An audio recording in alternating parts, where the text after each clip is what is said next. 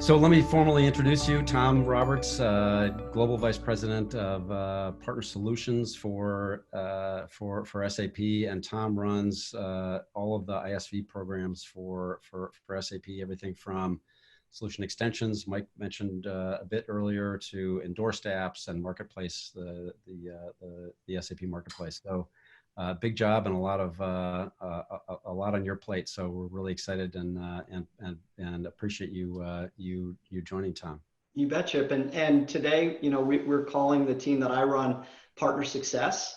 So it's really about these software partners. And as you know, SAP has really focused its branding now on the experience. And we really care about the experience the partners have and getting them to success. And of course, making money is the number one way they experience success. So don't get confused that it's just about a feel good, right? It's about, hey, how are we going to be profitable together, and how are we going to have good economic relationships with each other and make a difference for our customers. That's terrific. Good. And then also you see on your screen, Gaurav Saini. Gaurav, hey, how are you? Hey. Good. So Gaurav leads our customer success organization, and Gaurav also has a big job managing all of our customers and making sure everybody's successful. And so Gaurav, I'll let you guys, with that introduction, I'll let you guys take it away from here. Awesome. Hey, thank you, Chip. And first off, Tom, super excited to have you here, and honored to be doing this with you on stage here. Hey, pleasure is mine, Gaurav, and I know other people have said it. I was heartbroken when we couldn't do Hudson Yards. It's such a beautiful facility, and I would have loved to have these great attendees come there in person and see it and experience the views and just the hospitality that we have in Hudson Yards. So it's a little sad, but look, this is the new reality. We're going to do a lot more virtual, and fortunately, this is one of the things that we do is use these tools now to continue to drive business. And we're fortunate, as I think Amit talked about, that digital muscle. We've been working on that digital muscle for a while, so it's good. Absolutely, Tom. Absolutely. And unlike most people, or maybe some of you guys have, but I have been to the office with Tom doing a QBR with one of your partners. And that was truly a tremendous experience. So thank you for that opportunity. Yeah, it was a good day. That's actually the last time I was in Hudson Yards was when I was with you. Yeah, it's awesome. Well, all right, great. Let's kick this off. And so Tom, first question, I know you really well, but it would be really good if you could tell us a little bit about yourself, perhaps even personally, so people get to know you a little bit, and then a little bit about your big role at SAP managing the Global Solutions Program. Happy to do that, Gaurav. Just a little bit background on myself. I've been with SAP for a very long time, as Brucci alluded to. So, we've worked there, and our focus the whole time has really been on partner success. And my background, you can see, I'm always promoting, probably best known for creating SAP solution extensions. That is the initiative where SAP takes partner IP, puts it on the SAP price list, and then we sell that in combination with our own solutions. That's why we have the name Solution Extensions. It's about completing our own offerings to our customers and being that trusted advisor, being able to address all of their needs. So Solution Extension is really the backbone of what we've built our software partner business around. And you may be starting to hear it. It's going to get really rolled out at SAP's FCOM coming up in May, at our Sapphire event. And you may have heard about it leaked out at FCOM if some of you attended that as partners, something called SAP Endorsed Apps. So this is designed to be the sister program for solution extensions, with the main difference being these products won't be on SAP's price list, but we will go to market in that same fashion that we've done for years with solution extensions. This is a really powerful sister program to that. It's launched just this first quarter, and the results are already taking off. So we're very excited about it.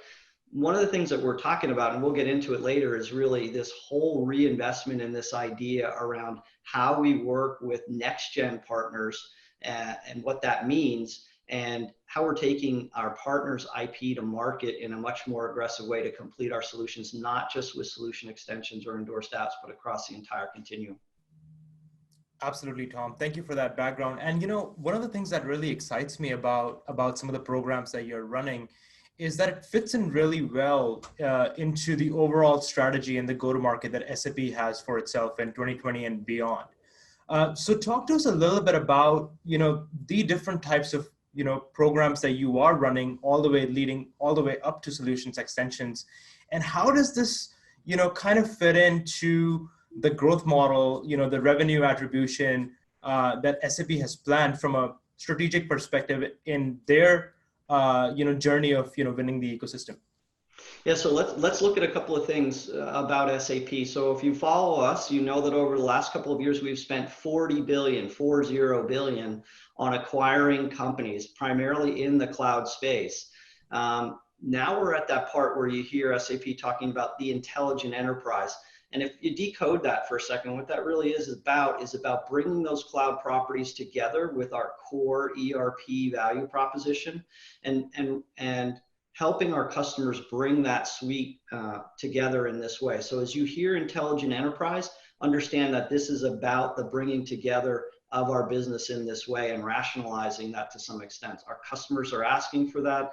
This is a common theme. You've seen it happen in the on-prem world previously, and now you're seeing it with the innovation in the cloud and bringing that together. And why is that? It's simply because you have to continue to try to simplify for the customer while you consume innovation. It's not enough to just have innovation. You have to simplify that.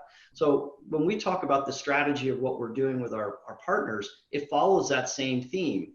And just intellectualize this for a second. As you are looking out onto the horizon, you can see that the typical enterprise, large enterprise, already has 100 SaaS applications. Now imagine you're the CIO and you're trying to manage not only the contract set, but things like the enterprise information model. What you really want is you want one of the trusted brands that SAP is, steering that ship and trying to make sure that there is a plan to bring that innovation into a world that begins to get simpler, not only with the solutions that we own, but how we do that with the ecosystem and those partners that are delivering IP. So this is very much a part of SAP's big strategy. And as you hear more and more about next-gen partnering, understand that that's a big core component of it. That's really nice. That's really nice, Tom. And thank you for that background as well.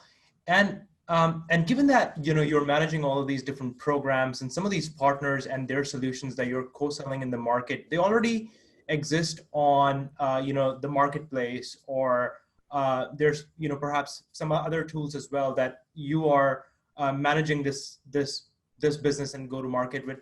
Why was it important for you to basically go through this big lift and go through this motion of digitization? And go through this, digital journey? You really heard it in Amit's presentation, and which I thought was spot on, right? Where he showed the Pareto of value of partners. We have a saying, my counterpart and I run relative to the software partners, I run the partner success area, and he runs the partner innovation area. His name is Manny Perez. And we have a saying that we use all the time to get people to wrap their minds around what we're focusing on. And it's really this value over volume. And you saw it in that steep Pareto curve that Amit showed earlier in his presentation. We use that same mindset here where we're trying to focus the energy or the resources of our business to help our partners move up that progression. So kind of flip that slide around and think of it the other way. For us, this value over volume approach is all about making sure that our partners have a great journey with SAP as part of next-gen partnering. So to the far left here, and you'll see on the very bottom of this chart, you'll see the SAP App Center featured. And why is that so important? And it's so important because these marketplaces where you're going to find solutions from partners that are going to work with SAP, it's just like everything else in our lives. Almost everything now starts with a Google search, right? If you're looking for a product, or if you're trying to get directions or everything, you go in and you're doing a search. Well, when you talk about solutions for the enterprise, it all starts with the search, and the marketplace is where that is going to happen. So SAP is trying to drive all of their traffic across the entire software partner spectrum into the App Center. You'll get a big announcement this year at Sapphire around the App Center that we're also bringing all of our partner apps that sit in the App Center into the SAP store, so that when you're looking for products from SAP, you'll see both those that are created by SAP and those that are created by our partners all in that same search. So simplifying that experience for the customer and rationalizing it. And that's why that's core to everything that we do. But let's walk up this progression and let me just talk to it for a little bit, because I think it could be very helpful for those who are embarking on similar journeys. We care very much about what's happening on the lower left here, because this is where the vast majority of our partners will start their journey with SAP. Those that have come up with an idea for a solution to make our products better, or see a way to make money by meeting the needs of our customers, they take a first step by using SAP's technology, either build on or integrate to one of our great properties. And the very first steps for them are to get listed, to become a partner, use our technology, and then get listed in SAP's App Center and become what we call validated. That means they've got a page there, they're searchable, you can find them, and it makes sense when a customer looks at it. Very important first step on their journey to be able to go forward out into the world.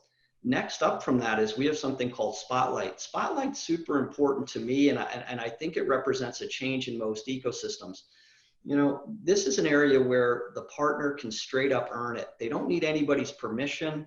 If they've created a solution and they drive traffic inside of our App Center, we're going to reward that by having them get more resources from us in the go-to-market and more attention, be more featured, hence the name Spotlight, when customers come in and search and look for these solutions. So Spotlight's a really important concept to us, because I know how people are who start software companies. They're very entrepreneurial minded, right? And they have work ethic like nobody else's business. So something like Spotlight gives that control to them and allows their hard work and creativity and genius to really come through. And then that sends a signal back to SAP as we look across the market to say, what are some of those that we want to invite to the next level? And that next level for us is SAP Endorsed apps. You'll see that it comes hand in hand with something called Premium Certified.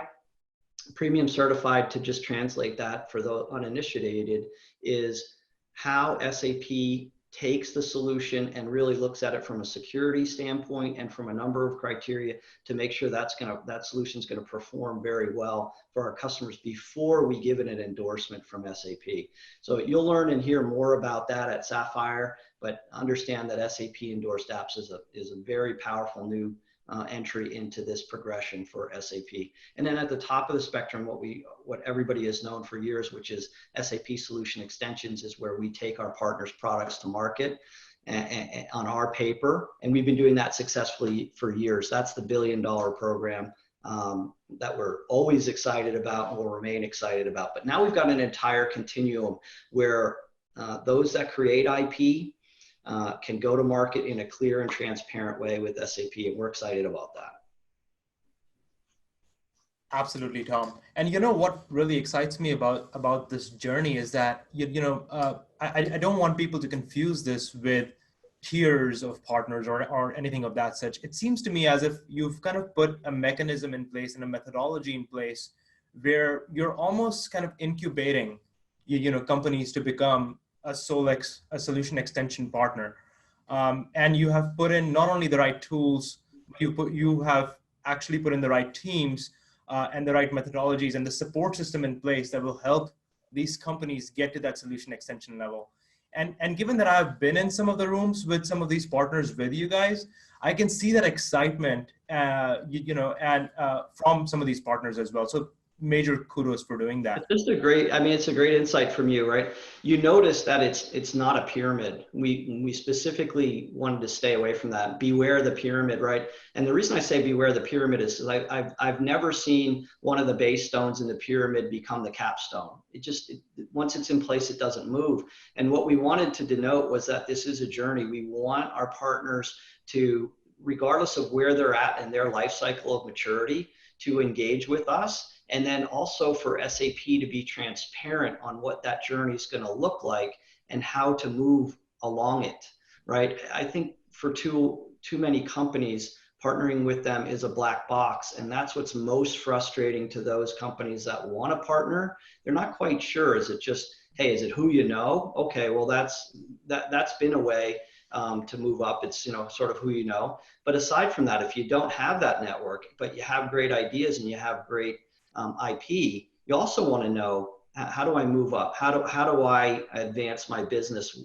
In our case with SAP, but I just say beware of the pyramid, right? You want to look for those companies that are putting a journey in front of you and are being transparent about it. And that's really the messaging, and what we've put in place is that's a big change. Absolutely, Tom. And you know, while this is a simple thing to understand, and you've you know articulated it really well on one single side, the reality is that getting something like this to work, and something as sophisticated as this, requires a lot of different teams kind of, you know, coming together, you know, working with many different workflows with different personas. And as you've gone through this digitization journey, and you know, and now you have actually digitized some of these partnering motions and brought them over to a system like ours, like what are some of kind of the benefits that you've seen in the day in the life of the people who actually run these and live this life every day, day in and day out? So PBMs and partners and leaders like yourself as well. Yeah, I mean, I saw it. I was pretty active in the chat earlier, and I saw the railing against the spreadsheet. And believe me, that is, you know, for guys like Brucci and I, really spent a lot of time railing against the spreadsheet for sure. And I think for people in this industry, it's a very complex role. I make this analogy for folks. You ever notice how the rappers all want to be rock stars and the rock stars all want to be rappers? You ever notice that? I noticed that inside enterprises, everybody who is either in finance or in other roles, they all believe that they can also do alliances, right? So that for whatever reason, and I don't know why that is. You know, I have a joke with our CFO, like when he starts to tell me what we should do relative to a software partner or whatever, I'll be like, hey, it's almost the end of the quarter, I'll be up to close the books, right? Like, no, like, trust us, we're the professionals, we know how to do this, and you need to have confidence in us. So this is definitely part of that evolution for our profession, is really embodied in a tool like WorkSpan. And I truly believe that. And maybe that feels like I'm overstating it, but it's not. You look at how the sales profession changed when they moved into having a tool of their own really focused on theirs called CRM, right? It really changed how if you're a professional in the sales world, you take pride in your forecasts and how you're managing your contacts and your relationships, and that's embodied in modern CRM. I think this capability here for alliance professionals, this is the skill set that you need in order to take your game to the next level. Well said, Tom. And Tom, now that this capability is there, what are some of the best practices that this has enabled you to implement and kind of make sure that it really gets ingrained into the alliance persona and the folks who are, you know, running these big motions day in and day out? Yeah, excellent. So let's talk about how I think of it and what we're doing. You know, I see it as three very distinct capabilities that we're leveraging or using. I know there's more, but this is how we think about it. And that first and foremost is the big collaborative process around what I'll call activities that drive pipeline, right? So the marketing events or activities, be they virtual or physical, or the creation of key content. You know, today video is so important, and the different tools that you're using, all of that is a collaborative process, and it requires a bunch of people to have a plan and to have visibility and be able to work. So that's sort of, you know, let's call that pillar number one. You know, pillar number two is where 70% of pipeline comes from for us, which is targeted account planning. And that's an account executive at our partner, working with one of our sales executives, talking about a specific account with the alliances team present so that they can drive the follow-up and the coordination and the collaboration, so that targeted account planning around opportunities. Number 2 pillar is actually also where all the fruits of the labor from first pillar get fed into, right? So if you have a successful activity on the marketing side, an event, virtual or physical, the outcomes of those, the leads, go into that targeted account planning, and those two form a loop. The third pillar is one that maybe we think of differently, and we put a lot of emphasis on it, which is those activities that are specifically geared towards closing. So we don't lump them into the first pillar. We really view them as secondary because they require a different set of actions. And mostly that action requires involving those reference customers that have been successful with the solution, sharing their stories with those very qualified pipeline opportunities. And we separate that out specifically because it's such an important exercise and such a high impact or high value activity and it involves something as precious as a customer. We separate that out from the first pillar. And those are really the 3 things in the way we look at it. Now, we're all on this meeting virtually. You have to understand that if 70% of your pipeline is coming from these targeted account planning activities, the fact that we've put something like WorkSpan in place that's going to allow us to do this virtually, and that's what we're planning for right now. We have efforts underway inside our team to really schedule all of those activities.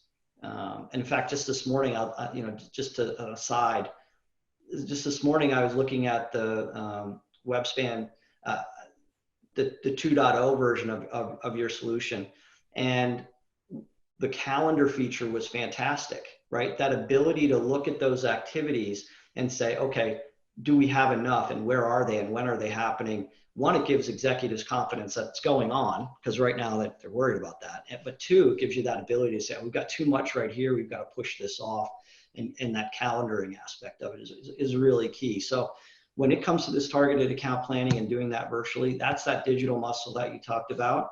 And we put that in place. And right now I'm really grateful that we have that, because it's going to allow us to execute through this crisis. Tom, that's really well said. And even though those things seem simple at times, because everybody understands the funnel and they want to do these 3 activities, sometimes executing them and putting the right teams in place that are actually going to do this work and giving them the tools to do this work becomes hard. And which kind of, transitions me to our next question. What's really inspired me about your leadership is that not only did you have the vision, but then you've executed this vision really well. And oftentimes, when you see with tools like ours, even like WorkSpan, change management can be a hard thing, right? Let's just address the elephant in the room. So it would be great if you could talk to us a little bit about how have you managed this change, globally across many different teams, and what are some of the tactics that you have used so that change could happen faster, people could get transformed, and get used to this new way of doing things. And thank you for that compliment. I appreciate it. I think I'll turn it right back to the people that are on my team and the ones that we're collaborating with. I'm blown away by the level of teamwork and professionalism that we're seeing around this, which tells me that the timing is right for WorkSpan, right? People are exasperated with trying to do a very complex role and doing it with spreadsheets. They just are. So I think that makes, as a leader, I think that makes this change a lot easier. I think also not trying to do, Mike said something I thought was very wise, and it should be heeded, which is don't throw this out there and just say, oh, everybody just go do it. No, you will have chaos. Like you need to step in like we did. We took a couple of people and piloted it with a couple of partners. We learned some things, and then we're starting to expand, and we're still in that mode of expanding. We're going to expand a lot in 2020, as you know, in the use of the capability, but don't don't just dive into the deep end. It's what we do is complex, and when you embody that in a solution or a system, it can swallow you whole. So step in, learn, get your people, and make them take ownership. You can't push this from the top down. They have to own it, and that's the beauty, I think, of what's gone on with the people that we have leading this, and we have, and I just complimented them today. I'm super impressed with the teamwork between WorkSpan and with our folks working hand in hand every day. You had some folks in our office just like the other day on Tuesday to spend time with our people again and doing the work that needs to be done to get the system the way we need it to make it work. So I think it comes down to that, start slow, build on it, be iterative, be nimble, and then make sure that the people who are going to live with the system day in and day out, their voices are front and center, like real users from day one saying, it's not how we do it. That won't work. These jobs are complicated and there's a lot of pressure on them. Very well said. Very well said. And Tom, this kind of segues us in, really well into our next question as well. So as digital collaboration becomes more and more key, and especially amid times now with the coronavirus and the health situations out there, how do you think this sets you up well for the rest of 2020 and beyond? Yeah, it's a great point. And like I said, I'm really grateful that we did what we did when we did it and put the digital muscle in place. And so think about it, if we did not do that, what would we do? We'd fall back to the old way where we'd use phone calls and spreadsheets. We know the complexity of that doesn't scale. And in the past, all of that was happening, each of these different gears circling by themselves with no coordination or collaboration. I know what happens when we get into scenarios like this. Management gets nervous because business as usual is disruptive. So their level of introspection is going to go way up. As their level of introspection goes way up, it creates much more workload on the folks actually trying to do the job while their job's gotten harder. So I think we've been very fortunate in that what we've done is we put this capability into place, and now we're going to use it to help provide that visibility as to what's happening and what we're doing during the crisis, and keep business as usual going as much as possible, we're doing the right things. Our business is very healthy and growing very well. But now as that introspection builds, we'll be able to give confidence, because one of the smart things that WorkSpan does is being able to see all of that information real time as to what's happening on that collaboration and give that comfort back without it putting an additional workload on people trying to synthesize spreadsheets or find the latest one or sort out the nonsense associated with that all over the world in a global way. Great, Tom. I know the Solex business quite well, given that I've been working with you guys. And we heard from Michael Brucey earlier, who talked a little bit about MultiWay go-to-market and two or more partners going into market together. How, can you give us some real-life examples of how MultiWay collaboration and number of partners going to market looks like for a solution extension or an OEM like program? Yeah, and this is something that's a little it's historical. It's always gone on, but it was never coordinated, right? So think about what we have is at SAP, our account executives quite often, when they sell to a customer, there will be multiple SAP products happening in that deal, but there will also be at times multiple partners' products in that deal as well. So in the past, we had no way to really orchestrate that collaboration. And as a result, sometimes when we got close to signing deals or we're trying to get into the details of it, that's where things would get chaotic. So what we're expecting, and we're still early days in this because we're not fully, we haven't fully rolled this out to every solution in every part of the world. We expect that that's going to, one, raise our visibility, two, help our coordination and collaboration, and then three, as we do encounter some challenges, we'll be able to go to the next level with ease, right? We'll be able to do that far easier than if you can imagine the infrastructure that we had before. Awesome, Tom. Awesome. Tom, one last question from me, and then we guys can go into QA. Okay. you know, as somebody who's managed a really large program really well, and you now have many other programs in front of it that are leading and bringing partners and almost incubating them into, this very large solution extension program. What is one kind of key takeaway advice that you can give other alliance managers or program leaders that might be attending ECS today? Yeah, as you bring different things together, you want to look for those commonalities, right? You do not want to maintain the silos. You want to figure out how you're going to get that economy of scale by looking for the things that are similar. Different types of relationships do have the commonalities of those three pillars that I described. And it's going to be a matter of how much specificity you're going to put into the system versus how much of that you're going to manage outside of the system. So those decisions are the ones that I think are the key. They're really what decides how successful you are in the end of lowering the barriers between some of them. And then I have this concept that when I talk to people about, I say, when it comes to go to market, you want to ride on the paved roads. Like too often in our industry, people always have this mindset that they're going to say, oh, we're going to do this custom partnership and we're going to do these special things for you.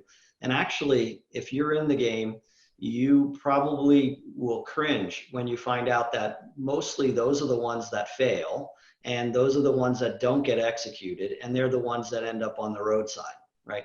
As opposed to those that ride on the paved roads where you say, hey, if you're in this, in our example, if you're in this part of the progression, you can expect the following go-to-market things to happen.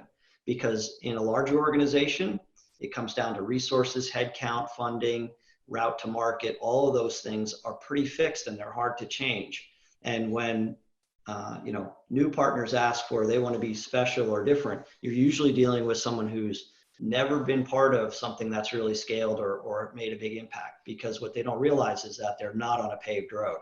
And that, as you know, is much slower going, right? If you got to hack through with the machete, you're not moving as fast as somebody who's cruising down the Autobahn. And speed matters. Awesome. Speed matters. Well said. All right. I think we can open up to Q&A. Hey, Tom, Gaurav, awesome conversation. Great job. And a lot of, by the way, while you were talking, great applause as well. I'm the one-man audience here. But by the way, during the whole session, there was just a great, chat going on, and a lot of people reacting and saying, yeah, absolutely. And all that. So we do have some questions before I ask the questions that are in the Q&A. I want to just put in one more pitch for, come on, guys, don't be shy, raise your hand. I see some friends out there come on, I'm going to start calling on people. Jim Luna, Ricky Mehta, Scott Cranach, Mike Nevin, Rose Chan. Come on, folks. Anyway. I'll tell you, Chip, I looked at I went over to the all attendees tab here on the thing, and I looked through it and I was like, wow, we've got the who's who of all stars attending here. Many of these people could be on the panel. Well, actually, it's funny because we're going to ask a question afterwards. We have a survey afterwards, and that's one of the questions we have is, would you like to be on a panel next time? So absolutely. So, okay. So a couple of questions. Matt Gale says, great stuff. Tom, can you draw some contrast between SAP and Salesforce ecosystem / apps and how you partner / manage compared to them? Yeah, I think good question. Look, there's no doubt that Salesforce has built a really powerful ecosystem around their Sales Cloud. No doubt, and kudos to them. I think SAP is trying to do something different. There's a lot of emphasis in the Sales Cloud around how many, and SAP is really moving in a direction of how good. That's why I really liked Amit's chart where he showed the Pareto. It does come down to having the best, and I liken it, and I tell this story. Even though the enterprise is not your iPhone, and there's a parallel, when you go to make a decision to put an application on it, you actually don't want to go and try 5 or 6 of them until you get to the right one. What you really want to do is you want to get to the best one right away. because nobody has time for that anymore, right? They don't want to manage it. And that's the simplicity of an iPhone. Now, if you go to your enterprise, what you really want is you want a curated experience, and you want to be able to get to the best, and you want to be able to find the best. So SAP is embarking on a journey where that's where we're headed, right? We want that curated experience for the enterprise, and I think that's a key difference. The other thing is that we want to lower the barriers to entry. We want thoughtful companies that are creating IP, particularly in the industry spaces and around our line of businesses, to join us and create that experience inducing or enhancing application for our customers. And you're going to find that the door is very open at SAP, and that's not always been the case. I'll be honest, like I think in the past, SAP partnering with us on the software side was a bit of a black box, and we're really trying to remove that, and that's why you see the transparency of the progression. That's great. Yeah, I love the and I do love that not a pyramid, but sort of the progression of partners through the process, and kind of encourage. Well, anybody who's been involved with software or building IP knows it's a journey. True. Another question is from David Ekman. He says, on the chart that you showed, what does the 1.7 mean? Yeah, I mean, that's I think I used a chart that's a little bit internal to us, but we actually share that in our world, we know that having our field or be involved in selling the solutions from our partners or positioning them is important. So we've developed for different parts of the progression what the compensation looks like to our account executives. So that's really an internal metric there that got shared. I don't feel bad about it, but because it's actually very impressive, where what we're going to do is we're going to make sure that they are going to see comp associated with that at an accelerated rate. So to help drive partner IP into our customers. That's terrific. Yeah, it is. Well, you were talking about, I mean, it's all about incentives and sort of putting the right things in place to drive behavior, right?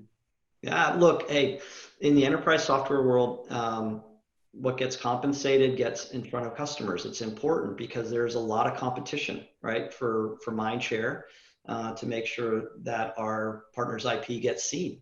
And because some of it is very innovative and really helps enhance our own solution. So that's a big shift in itself for SAP. So a bit of insider information there.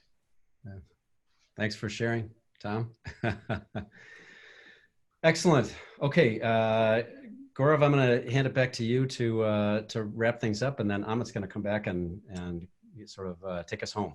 Yeah, I actually, on that last point, I just want to say one thing, that actually Tom and all of Tom's organization is actually very good at motivating people to change and like get onto the right behavior so that they can generate more business together with their partners. And the proof is really in the pudding, right? Like you have not only kind of set up the right teams internally to help partners and regional, GPMs and, regional partner business managers to get more leads, right, out of the system. But you have also put together teams who are helping accelerate, opportunities that are already in the closing cycles, right? So it takes a special person to do that. And we are super grateful that you have, because it's not only getting you better results, but it's also making our journey at SAP a lot easier as well. Yeah, I mean, you've worked with them. We just have an amazing team of people working on this at SAP. Some of the absolute best of the best in the industry are doing it. And I think that makes it easy for other people to change, because they see the quality of those individuals and they're like, I want to work with them. I want to be with them, and I want to do the things that they're doing. Because we're driving significant change, and you can see it across our business. We have tremendous momentum right now in this space. Awesome. Thank you, Tom. Thank you so much for being here. We really appreciate it. You bet, guys. See you later.